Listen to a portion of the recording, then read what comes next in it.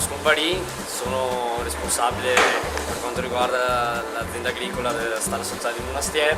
Il mio compito all'interno di questa azienda è seguire quelle che sono tutti i seminativi, tutte le produzioni vegetali di questa realtà, che attualmente tra i terreni di soci, i terreni in gestione in vario modo, hanno una superficie aziendale di circa 700 ettari. Ha tre rami principali che sono il settore storico, che è la produzione di carne, di manzo, e il settore della produzione appunto delle materie prime, e il settore di produzione di energia da fonti rinnovabili quali il biogas e il fotovoltaico.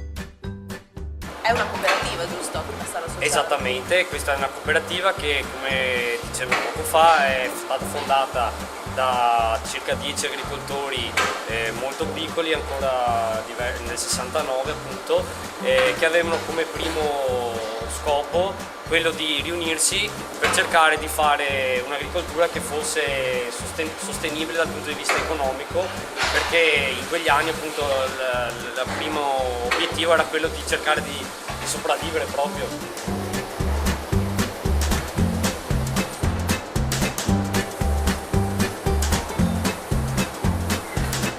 La modernità degli impianti sta soprattutto per quanto riguarda l'allevamento, nel quello che è curare il più possibile il benessere animale. Gli animali hanno una metratura a capo molto abbondante, hanno una lettiera semipermanente dove praticamente non vengono mai disturbati durante tutto il ciclo produttivo. Hanno questi elicotteri che servono per l'areazione e la ventilazione, soprattutto nel periodo estivo.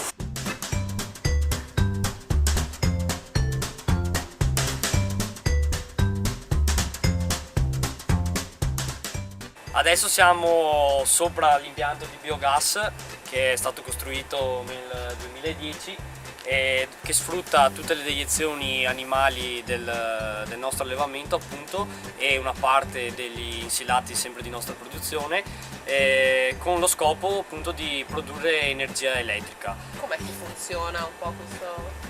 Allora, il funzionamento di questo impianto, sebbene le dimensioni spaventino, è davvero molto semplice. Praticamente giornalmente vengono caricati questi container che servono appunto per l'alimentazione del biogas, che è nient'altro che una sorta di rumine come quello di un animale, è ovviamente molto ingrandito, dove all'interno appunto di queste cisterne che vediamo avvengono tutte le fermentazioni che daranno origine al gas, il quale una volta prodotto viene filtrato e reso con le condizioni ottimali per essere bruciato e per produrre energia elettrica. Questa energia elettrica quindi serve poi al funzionamento di tutta la stalla sociale? Esatto, l'energia elettrica in parte viene consumata, anche se comunque qui produciamo 1 megawattora, quindi è davvero molto irrisorio l'energia che serve all'allevamento, in gran parte appunto viene immessa nella rete e viene ceduta.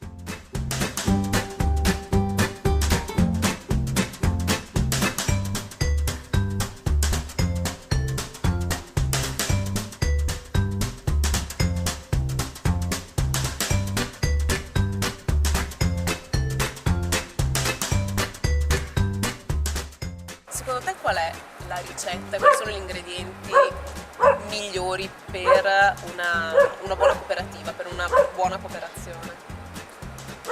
Allora, a mio avviso, per quanto insomma sia ancora abbastanza giovane, credo di aver capito che la cooperativa ha bisogno soprattutto di un ricambio generazionale, quindi quello che appunto è avvenuto all'interno di questa azienda, cioè che da quelli che erano i soci fondatori si è riuscito un po' a tramandare alla generazione successiva quelli che sono i valori, quelli che è comunque le redini dell'azienda. Infatti non a caso, pur essendo abbastanza giovane, mi trovo a ricoprire un ruolo all'interno di questa cooperativa che insomma non è trascurabile.